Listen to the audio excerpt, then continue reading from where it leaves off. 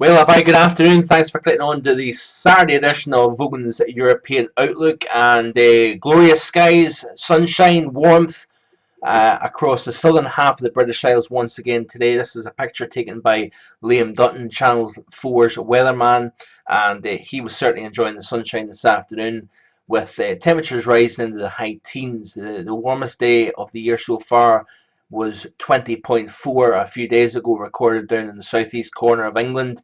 We may approach that over the course of the next hour or so. But certainly in stark contrast, these were the skies taken north, looking north from my house this afternoon. Grey skies over the Campsie Fells and some light rain as well associated with those low-hanging clouds. As well as that, it's been very windy. In fact, a wind gust of 111 miles an hour was recorded on top of the Cairngorm Mountains yesterday, all thanks to a pretty tight pressure gradient between an Icelandic low and, of course, the high pressure that's sitting over southern Britain at the moment. We have got changes over the next several days, folks.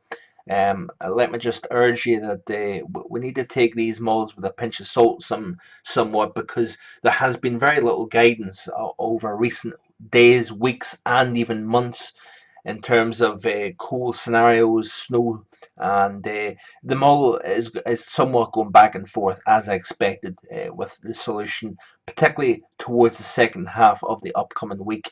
It had cold, it had snow, then it backed away somewhat. It's kind of suggesting cold again for the UK and Ireland, but it would be a more delayed period, so towards the weekend of next week rather than the second or middle half of the week. So it really is very difficult to get a real strong handle on what they expect, especially when you're beyond the 5 day period, incredibly. But this is ECMWF 24 hours, of course, and you can see here a big, deep 964 millibar low over northwest Russia. Very cold air getting drafted in on the back side of that over Scandinavia. The time we skip out to Monday, and you can see here very little change. Strong ridge of high pressure, but it's starting to get somewhat suppressed, so it's weakened from 1036 down to a 1028 over the just between basically the Azores and Ireland. Very cold air still over Scandinavia and central and eastern parts of Europe. We remain in the boundary here between the ridge and the trough. By the time we skip out to 72 hours, which is Tuesday, and you can start to see here the cold air gathering. Notice the flow is becoming much more west to east or zonal. The NAO is somewhat flatlined at the moment, slightly positive, and you'll notice here that we start to see more rigid, more settled, warmer conditions, fairly strong thickness values as well, so indicating some decent warmth across Spain, Portugal, right across to Israel, while we've got some very chilly late season air across the north here. We've got a pretty brisk westerly flow, unsettled flow, drafted in from the Atlantic across the UK and Ireland. But this is by the time we get out to Wednesday here. Little change. Strong high pressure to the south. Pretty cold troughiness to the north. By the time we skip out to the day on Thursday here, you notice here an area of low pressure pretty deep near Iceland. What that's doing is it's sending a frontal boundary approaching the UK and Ireland. But as it does so, it forces a warm front to lift north over the UK and Ireland. And as that cold front approaches, we start to see those southwesterly winds increase. With enough sunshine, we could be talking about temperatures.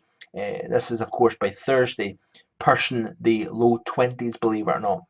18 to 21, 22 isn't out with the realm of possibility as this frontal boundary approaches. And that's what we had a few days ago when the temperature hit 20.4 Celsius in either Gravesend or Northolt. I can't remember which. This is by the day on Friday, and you can see here the pretty substantial southwesterly flow here. Frontal boundary hanging back to the west here.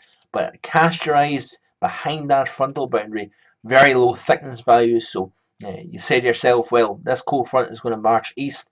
And of course, it's going to drag this cold air on the backside east as well into the UK. So we see an initial warm surge, then potentially a slap in the face on the backside of that front. Area of low pressure over Eastern Europe. We've got a reinforcing shot of cold air into the heart of Europe. And this is the 850 temperature chart for the same period here. So that there's that plenty of cold in the backside of the front, warmer out ahead of it, cold surge on the backside of the Eastern Europe area of low pressure.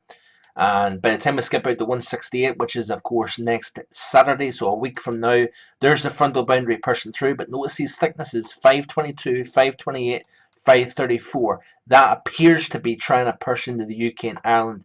So the cold scenario that I have been mentioning to the subscribers for the past few days is still on the table here. Although it would, of course, be a late season variety of cold. We're now into the middle, and by this stage, the latter stages of March, still cold over a good chunk of Europe. And by the time we get out to 192, there's the cold air in place, unsettled weather. Pretty cold westerly or northwesterly flow. The ridge of high pressure is now pushed into the continent here. But you can see what I'm talking about here. There's another area of low pressure, so it's becoming more unsettled here, but there's plenty of cold air for these systems to work with. And it's going to be quite interesting to see what goes on over the next week or so with this pattern. The GFS, very similar indeed. This is by the time we get out to Thursday of next week. Warm surge out ahead of it. Remember what the ECMWF said. Warm surge out ahead. Cold air on the backside. This is by the time we skip out the next Friday off the GFS. And you can see here, area of low pressure pretty deep. And tightly packed isobars indicating a pretty windy, in fact, potentially stormy conditions here. But it would be a cold, stormy condition across the northern half of the British Isles, given these low thickness values. And of course the depth of that area of low pressure with a tightly packed wind field. Plenty of cold air to work with. It would indicate, could we be talking about, should I even say it, snow? I know I've said that time and time again this winter, and we all know what happened there. This is by the time we get out the next Saturday, so a week from now, off the GFS, cold northerly flow, low thickness values. You could be talking about wintry showers down to pretty low levels. Speaking of snow, the GFS is showing this through the next 7 days. So it is showing snow over the UK and Ireland. I would use caution because it's not showing an awful lot of snow. That would be a trace to perhaps a half an inch over much of the UK and Ireland. It's not going to happen, I don't think. I think what we will do is we'll maybe see some snow showers blown in on a pretty cold wind. We will see potentially snow to higher ground. But it's getting to that time of year, folks. It gets tougher to get sticking snow at this late stage. But typically cool or mild, stormy winters can be followed by a spell of cold and even snow during the early part of spring. So it will be interesting to see this as we progress. But in stark contrast, here's the ECMWF indicating literally nothing for the same 7 day period coming up. All the snow, all the cold is confined to both the Alps, eastern and northern parts of Europe. This is what I'm talking about the lack of guidance in the models. Finally, spring 2014 forecast for Europe and the United States is coming out tomorrow morning, if not early tomorrow afternoon. And I'm going to be looking at several things in great detail regarding the upcoming season, both the spring and even the summertime. And I just want to say this much, that the winter forecast, there was a heck of a lot of work put into that winter forecast, hour upon hour upon hour, and even theories that I've built up over the past 5 to 10 years, and it never materialized. But that's what happens when you're trying to predict nature. You're trying to use the tools that we've got available to us, but they're only man-made models. And you think you've got certain theories, and sometimes a certain theory will work one year, the next year it won't work, and it simply didn't work this winter. But let me just say one thing, that the ideas that I did have were legitimate in my opinion. They had good foundation to believe in that this winter would be a tough one. But I've got reasons why I believe that this winter didn't work out, and I'm going to show you that in just a second. But I'm also going to delve into that more. And if you can sign up to markvoganweather.com, it's only £3 a month, or less than $5 per month. give it a try, and give me a chance as a forecaster, because last summer I nailed it. I did say way back at the early part of basically this time last year that July would be almost the same idea as July of 2006. And it did turn out to be the best July since 2006. What a July, what a summer we had last year. And I nailed it. And I gave, again, legitimate reasons. Looking at the sea surface temperature profile, look at the ENSO index, looking at the solar cycle, looking at all the different aspects that goes into making a seasonal forecast. Worked last summer, and it worked back in 2009-10. Those winters, 2009-10, 2010-11, were great winters. Terrific forecasts, in my opinion. Uh, but of course, last winter, and of course the winter of 2011 and 2012 didn't work out at all. But that's what happens. But I would urge you to give markvoganweather.com a try if you haven't already done so. I've got my, like I say, my spring forecast coming out tomorrow. But I want to show you here, this is the sea surface temperatures, the 2nd of December of 2013. So this is back at the start of the winter just gone. You can see here plenty of warm water across the North Atlantic. And my theory was that we would see the cold water here off North America start to extend and hook up with the southern half of the British Isles. Having cold water here, warm here, cold here, warm here, was a classic signal to suggest that we would see a Greenland block develop during the winter months. And that, of course, would send the trough into eastern North America and the trough into Western Europe. And we did see that, of course, back in 2009. So we'll look at past years to get a better handle on what we're talking about in the forthcoming season. So that was the idea that I had. Look at the difference in temperature between 2nd of December and now. That is an incredible cool down over the Atlantic Ocean. Now, you look at that and you say to yourself, well, you've got the warm, cold, warm. In fact, the cold overwhelmed the North Atlantic. That to me is a signal of a cold AMO, or cold Atlantic multi-decadal oscillation, a signal that goes from warm to cold every 20 to 25 years. It looks as if it's actually flipped somewhat cold this winter. Question I'm asking is, was it this here that then forced the trough to develop, or a stronger jet stream along the Atlantic, which warmed Europe as well as brought us stormy, wet conditions? Or was it a case of the cold that blasted off North America persistently?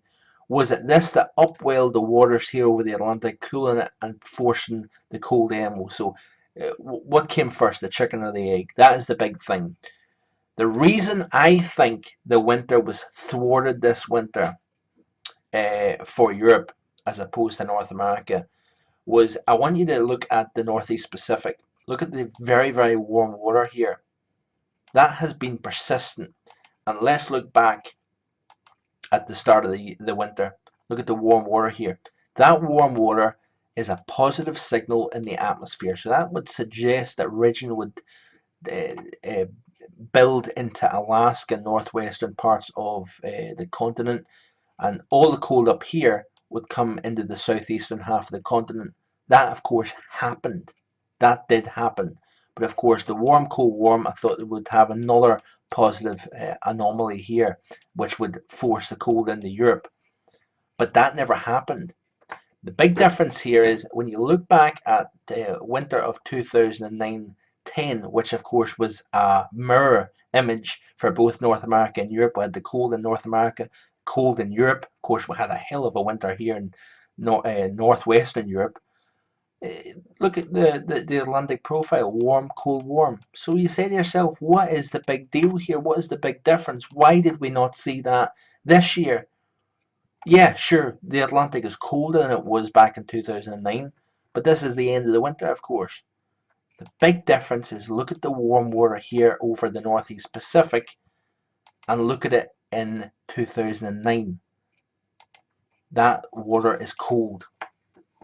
So did the warm water over the Northeast Pacific play a significant role here in stopping Europe from having a winter? and of course fueling a stronger jet stream. These are all things that I'm looking at here. Very, very interesting. Suggest that you give marvelweather.com a try. I know it sounds very commercialized, but I want you to see my work. I want you to give me a chance, and I want you to give it a try. That's coming up tomorrow. So, hope you enjoy the rest of your Saturday. I think I've spoken long enough, and I'll catch up with you soon. Bye for now.